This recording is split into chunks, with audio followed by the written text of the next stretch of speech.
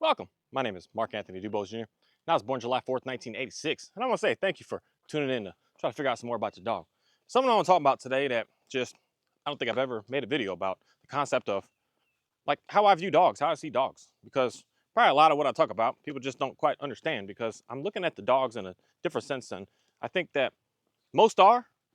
And most of us have been, I'm going to say, programmed to look at them a different way based on all the stuff that's always constantly like being force fed to us about this dog training things and how the dogs need to be and what you need your dogs to be like and how your dogs should act and should look. And we got all this like pressure put upon us to like perform to make our dogs be a certain way as opposed to just you enjoying your dog for the way that you enjoy it to be. And for me, the main thing is it's something that I come down to really understanding because my first, not my first dog, but my first working dog really changed my entire world and how I view dogs. And that was my border collie Oreo.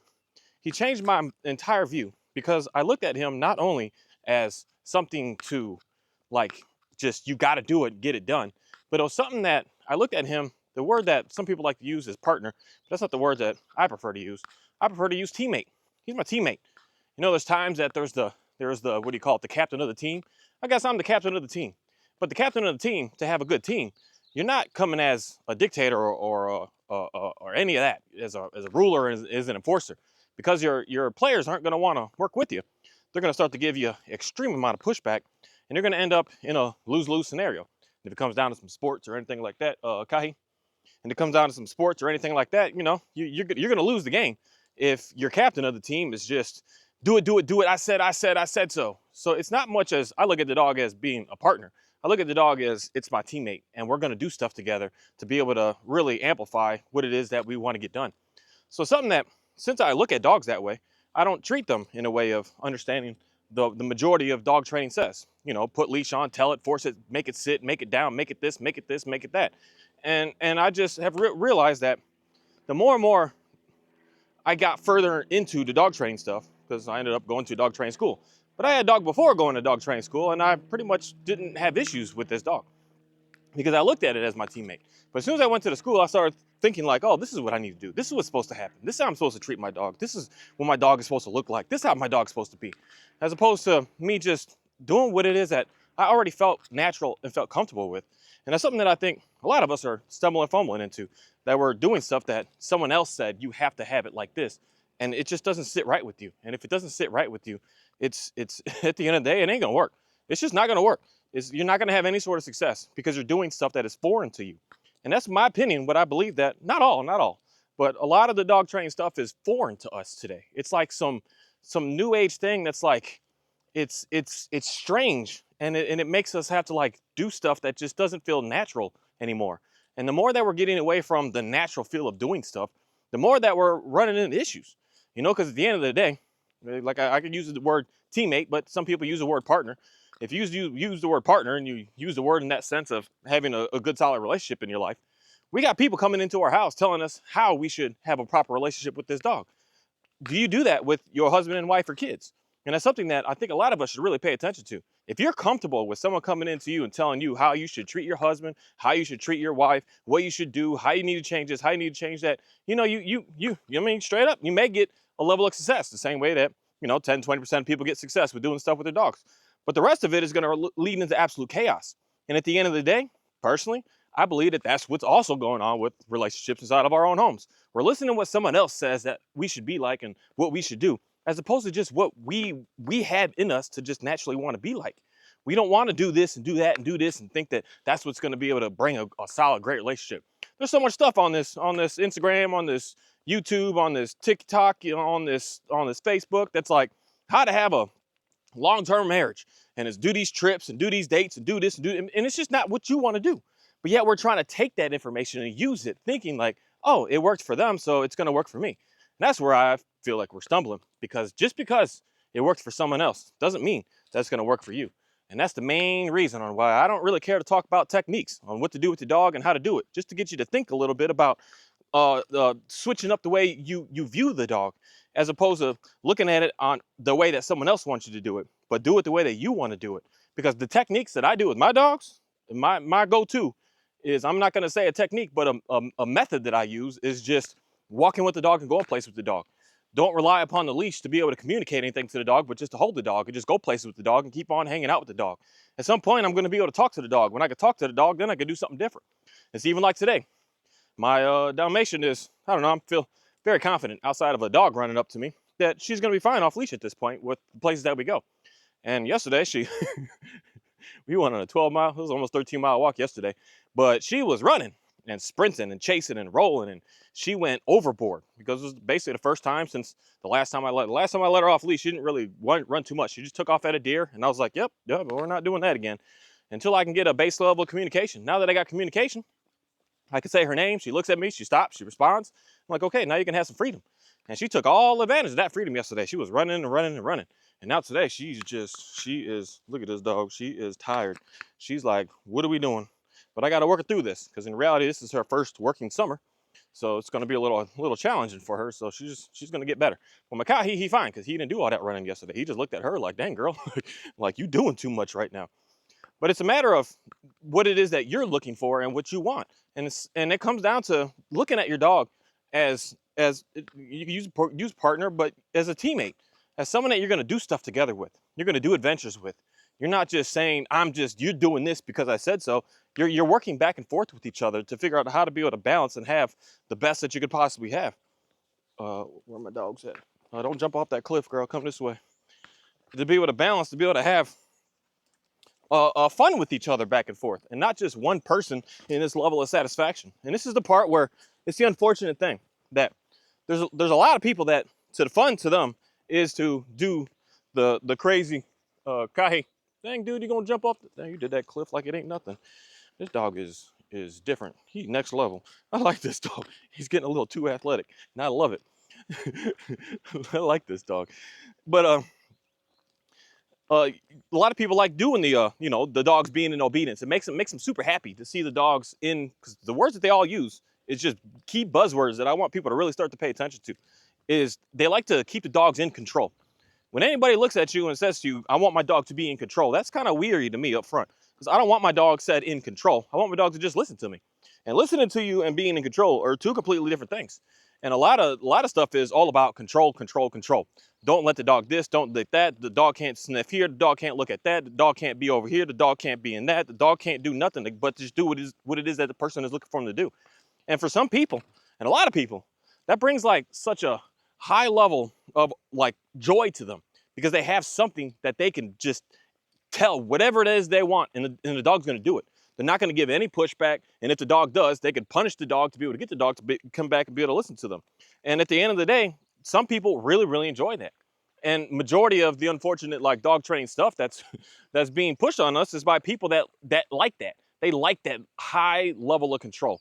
They like the concept that the dogs are doing everything that they tell them to do, when they tell them to do it, how they tell them to do it, and they just love that. They just thrive off of that. But that's not what everybody wants to do. And most training packages are based upon people that are like that. So I'm coming at this in a completely different way with a different type of training program of looking at the dog of, I do not want to control every little aspect of that dog. I want that dog to be able to enjoy life with me and us to be able to do stuff together. And I'm not looking for that level of perfection. I'm not looking for that level of them having to do everything that I tell them to do every single moment. I'm fine with having to repeat myself 2 or 3 times to be able to get my dog to do something, because I understand that they're going to make that choice to want to do it on their own, as opposed to that force of me telling you you had no choice, you have to do it. And to me, that just brings chaos in life. And so I look at dogs as a way that they are my team. We're working in tune with each other, because that's how I had to look at my border collie when I first got him. And it says that we're out here trying to move these, it was the goats. Now, since he had a lot of work and a lot of experience with those goats, he knows how to move these cows like so easily. But it was us working together. We would see goat out, like literally, he would bark. I'd be in the house and he would bark, bark, bark. And I'm like, what's up, man? And he's like, because he can see the goat where it shouldn't be. So, so he was like, oh, okay, man, let's go out there and let's do some work together. And we were just doing things together and having fun and enjoying it. And just doing what we're supposed to be doing, is just hanging out and moving some animals and taking a water break and dipping in the water and drinking some water and just doing what we're doing and just having a good old time. The second that I started to introduce Ophi, see, this is where I got to make sure she'd come back. Ophi, come here, girl. See, nah, we're not 100% there yet, because that little lizard can get her. We're still not 100% on it. Ophi, Yep, come on. Let's walk this way. We're getting there. We're not 100% perfect, but at least she didn't just take off. She took like 10 steps and was like, I'll stop pursuit on that chase.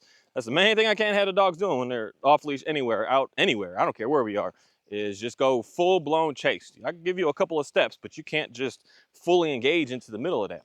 And that's the part where, for me, again, that's that teamwork. I'm not saying that you can't this. I'm saying we can only do so much of it. We can't just go all out and just go absolutely wild, because that could put us into a, wow, this is all flooded. This is nice looking this year. We got a lot of rain that came in this year. It's changed up all of my walking places. So now we're doing some strange, some strange off the trail type stuff. We'll figure it out. Can we go this way? No, I don't think we can even go this way. We can't get to the waterfall this way anymore. We're winging this real quick. Bear with me. I'm sorry. I'm trying to do some sketchy stuff right now. You got my foot wet a little bit, I think. We having a real adventure right now. It's just what we do out here. All right, guys, we figured it out. But I want everything to be working as a team, so that they know there's nothing that they need to worry about, nothing to like get them scared about they're not right. Because that's what I was running into with my shepherd here for a long while. Is yeah, he was always like a little nervous. He was like, "Am I doing right? Am I doing okay? Is everything all right? Am I in the right position? Am I in the right place?" And I don't want them to be in that. And that's the sense of control. Of, I said this and you better do it. I want to be team. I understand that you want to chase something, but a teammate isn't going to just say you can't never.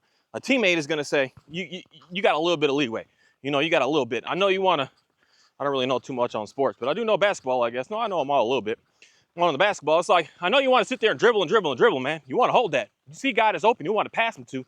I know you want a little bit for yourself right now. Go ahead, man. It's all right. As long as you don't just do that all the time, over and over and over and over, you're gonna have your time that you gotta do what you gotta do.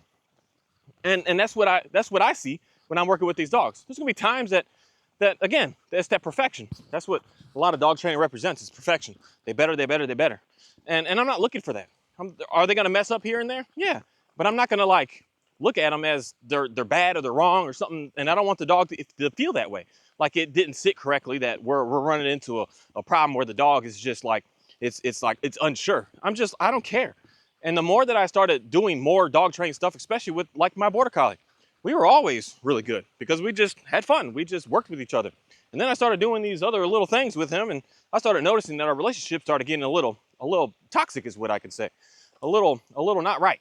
And we were stumbling into that because I was doing things that no longer treating him like we were buddies, like we're team, like we're trying to get stuff done.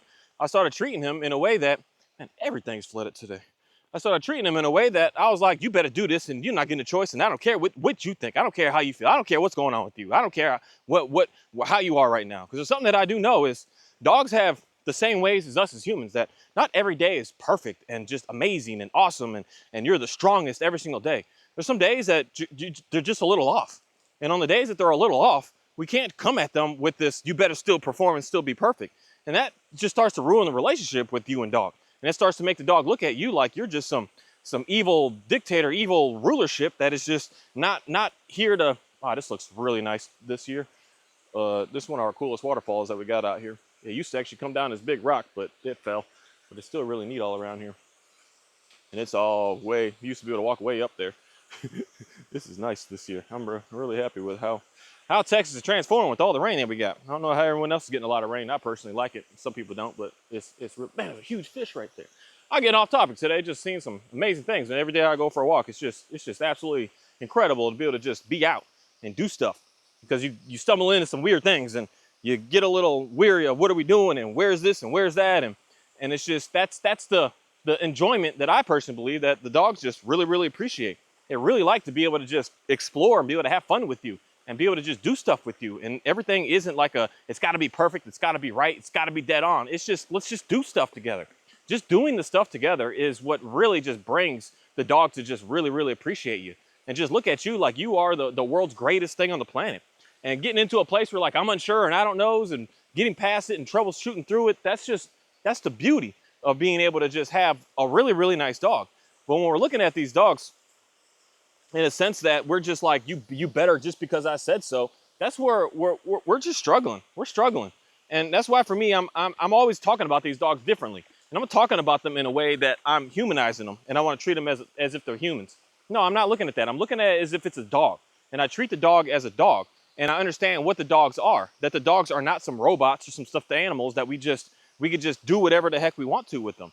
There's limitations with them at the same time. I can't work them as much as I really want to be able to work them. I can't make them do anything that I really want to make them do as much as I really want them to do it. And that's something that I have to just really look at the dogs and just understand what they are, what they represent.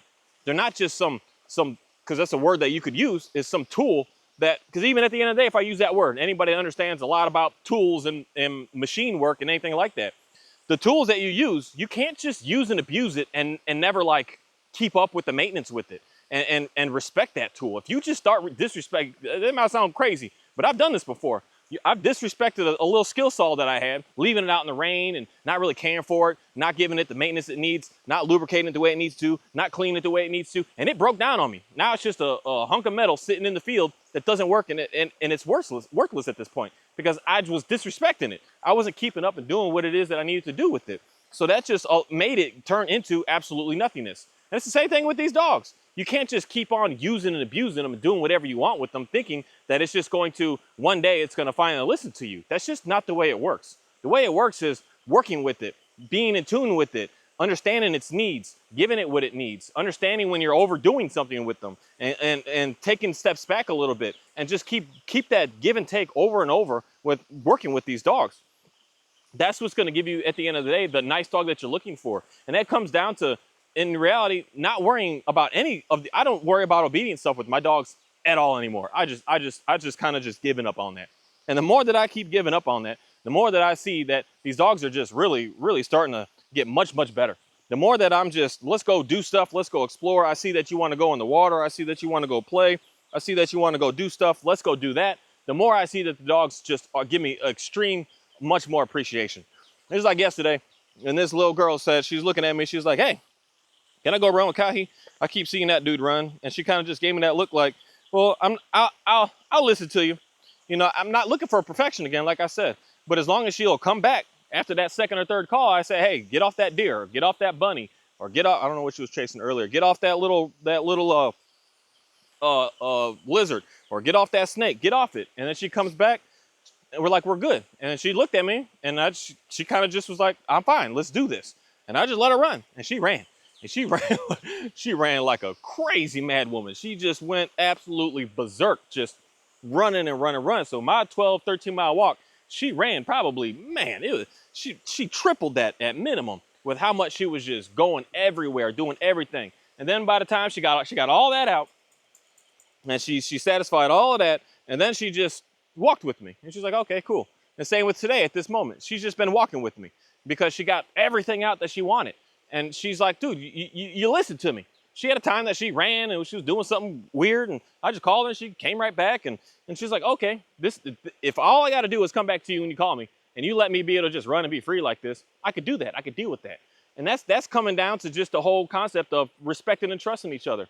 And that only gets there by just really giving the dog that freedom, with understanding that they're not going to do anything too crazy. It may at first, but you want to be able to communicate to them, to be able to say words to them. And once you're able to say words to them and they are able to look at you, it's not much of an issue anymore of how to get the dogs to do anything.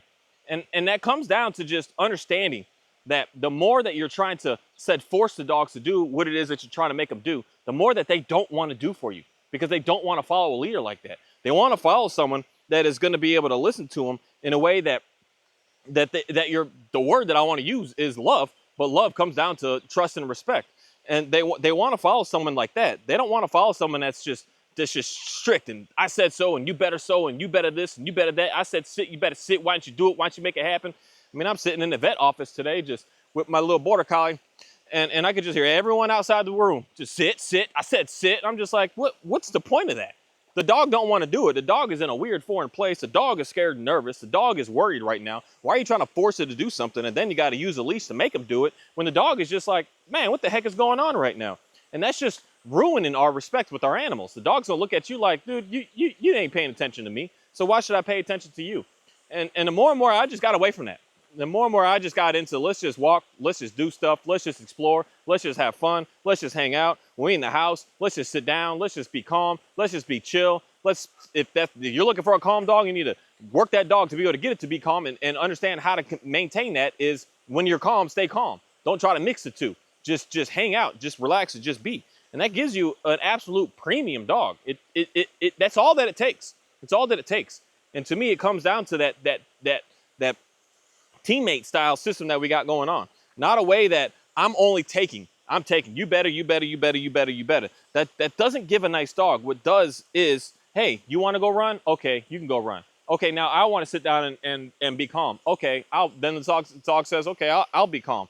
And we just keep doing that all day long. Some days, some weeks, some months, I gotta take a little bit more sometimes. Where it's like I don't have, because some people run into the scenario, you don't have enough time as you want it to be able to do as much as you've always been doing. So it's like the dog's gonna say, okay, it's all right. But then just know that when it gets a chance to be able to be free and do what it does, it's gonna go wild, it's gonna go crazy. And that's something that the dogs they absolutely need. They need to be able to go wild. They need to be able to go crazy. And once they get that, man, I'm telling you, it's just the craziest thing, and how the dogs really just calm down and just relax and just really start to get in tune with you. But when we just never allowed them to be a dog, wild and crazy and savage and ruthless, because that's what dogs are. I mean, most of y'all see that inside of your house. Anyways, I don't really need to explain that to most people. But the more that you just allow the dog to be able to do that in, where I'll say, an appropriate way, to be able to really get the dogness out of the dog, then it's going to be more in tune with wanting to pay attention to what it is that you have to say to them. But the more that they're doing that on their own, where they're running like crazy in the house, and because it's not something that you're actually doing together, working together, that's where the dog you're not a teammate at that moment anymore. You're just saying, you do what you got to do, you make it happen out there, and I don't really care about you. And we want to get the dogs to know that they can rely upon us to work them through the things that they got going on. Just like today, she's like, I don't really want to play, man. With this boy, he's got more conditioning on him. We've been doing these walks dead in the middle of summer, and he's got way more stamina. I've worked him. He can do quite a bit. He can't run a lot, but he can walk a lot. And she's not used to that. So today he's like, let's play, man, let's go. He's got all this energy, but she's kind of like, nah, I don't know. So this is teammate right here. She's like, I don't have enough, man. We got 2 miles to still walk to get back home still. And she already knows that more than likely. And she's just like, I don't want to. And it would be disrespectful for, like, even for Kahi and for me to push this dog further past that. And understanding that she's like, I'm good, man. I'm good. Like, let's stop. And thankfully here, like, he's reading her saying, okay, we're fine. So that's where, me personally, this is where I see the most dog fights. One dog wants to play and the other one doesn't. And when the other one doesn't, you gotta get the other one that wants to out of there, so that dog doesn't keep pestering them. And that's where we get, because I see this with dog to dog. If dog to dog get fights like that because we're pestering them or forcing them to keep going more, why wouldn't you think that dog wouldn't treat you that exact same way later on, when you're the one that's still pestering them, like, sit down, get here, sit off this. When you're doing that all day to the dog, and the dog's like, look, just leave me be, just get off of me. That's where we're stumbling into a lot of issues. And these dogs are giving a lot of pushback because of, we're not looking at them in the sense that we're in tune, we're working with each other. It's more of, you are forcing that thing to do something that you want it to do. And, there's some people on this planet that really enjoy that. They love to control people. They love to control dogs. And they found out that they can't really control people all that great. So they get into the situation, hey, I can control these dogs now. And tell the dog what to do, how to do, where to go, how to be, how to do it all. And they love it, man. They just love that. But it doesn't give a nice dog at the end of the day. It gives a nice dog to come out for a show, but not a nice dog to actually live with and be with and surround yourself with, to go for a ride with, to go for a walk with. It doesn't give you a nice dog for that. That's why a lot of these people that got these show-looking dogs, they can't do what I'm doing right now with that dog. They just can't. They don't even know how to do that at the end of the day, because all they do know is just control. And the dog can't be more than 5 feet away because they're unsure of what the dog's going to do, or it's sketchy. That's why, for me, the main thing that I really want to say, and I'm going to make a whole start of a video on this concept right here, is the people that we're paying attention to try to get some help from with our dogs. Are they living the lifestyle with that dog that you want? Because I'll say, like, this dog, he sleeps outside. He's outside. He stays in kennel. He comes out. He does work. He's an outside dog. So this dog here, I'm not so much worried. That's why I don't really like showing him too much, because he's always going to look a little different. But the Dalmatian and my Johnny man, I don't really show Johnny too much because he's at home. I don't really take him places. And that's something that a lot of people also do. You don't ever take your dog's places. You just keep it at the home and in the neighborhood. And that's how my Johnny is. But this dog here is one that I take for adventures. And she lives in the house. She sleeps in the bed. She eats her food with me. She's cooking with me. This is the system that I want people to understand. Watch people, pay attention to people that are doing what you want with your dog. Don't try to switch to make you do what someone else does. Because most of this dog training stuff, they do not do what you want to do with your dog. They're going to come in and say, oh, the dog can never be on the couch, dog can never be in the bed, dog never this, never this. But you're like, well, I want that. And I'm going to say to you, you can have all that. This is, I'm going to say this right now, it's going to sound crazy. But you can't do this with humans. What do they call it? You can have your cake and eat it too. But with dogs, you can. You want your dog to hang out with you and be with you, you can do everything with that dog. But it's a matter of making sure that you're also looking at that dog saying, what is it that you need? And the crazy thing is the dog also wants the same thing that you want. The dog is also looking for the same stuff that you're looking for. And that's what's really just incredible about these animals, because is everything that you got that dog for, all the things that you were looking for from that, it wants to do. But it's a matter of making sure that we're coming in. And the main thing I want to say is go with your gut instinct on what it is that you want with the dog and work with the dog. Stop adopting other people's things and ideologies about these dogs to think that the only way you can have a nice one is by doing it the way that they do it. And I'm telling you, that's just not the case, because there's not many of us that are taking our children at 2, 3 months, 4 or 5 years old and asking someone's opinion on how to work with them and how to do stuff with them. No, we just do what we do. And we just make happen what we need to make happen. And that's the same thing that we really should be looking at with these dogs. I mean, pretty much any animal that you have. Look at what someone else is doing and take like little examples and little snippets from. But don't adopt all of that, because that's what's going to make you stumble and fumble, because it's going against what it is that you want. Thank you. Hey, Kahi, I think we're going to take the longer way back. And you got sticker burrs all on you, so I need you to get back in the water. There's something about these dogs that are that's incredible. That the more I started doing what I wanted with my dogs again, and not what someone else was showing me, oh, this is how to have a nice dog, the more I started having the nice dog. But the more I was doing what everyone else, this is how you do it, and this is how you do it, the more I was just like, I was stumbling and fumbling. I was just getting irritated. I was getting frustrated. I was just, everything just was struggling for me. And then I just realized the main thing is we got to do what we want. And you already have it inside of you of knowing what it is that you want to do. You already have it in you. And it's something that is already natural to maybe not every 100% of people, but it's natural to most all of us on what it is that we want to do with these dogs. And when we just do that, what we want with our dog, the more you're just going to really enjoy your dog. And pay attention to people that are living the lifestyle that you live. Not people that are out here just not really, the dogs are never around. You know, they're kenneled and they only come out to do an obedience work session. Those dogs, you know, they're great for what they're great for. But as far as if you're a person that walks and goes places and does stuff, a lot of those techniques are only going to damage your relationship with your dog and get you in a situation that the dog is going to start going backwards and not getting in better in any sort of way. And something that I've just noticed is I see a huge difference, especially just in the shepherd, and how he is when we're out and when we're doing what we're doing. He is just so much more relaxed, so much more enjoyable to be around. I'm not worried or nervous about this dog anymore. But when I was doing a lot of the dictator force and just manipulation, I was always on edge with this dog. Every time someone would come around the corner, I was like, ooh, what's he gonna do? When a dog came, ooh, what's he gonna do? When anything was going on, ooh, what's he gonna do? I was just on edge all the time. Now I'm just like, I just don't care. And since I'm released that, he's released that, mainly because he released it when I just stopped all the foolishness with them. And things got so much better, so much better. And that's the main thing that I want more people to just be able to have, is that calmness and that peace with these animals, and get out of that whole, like, just that level of anxiousness, of unsureness. These dogs are incredible, and they'll show you how incredible they are when you finally just start to become their team member or the partner, as opposed to their ruler.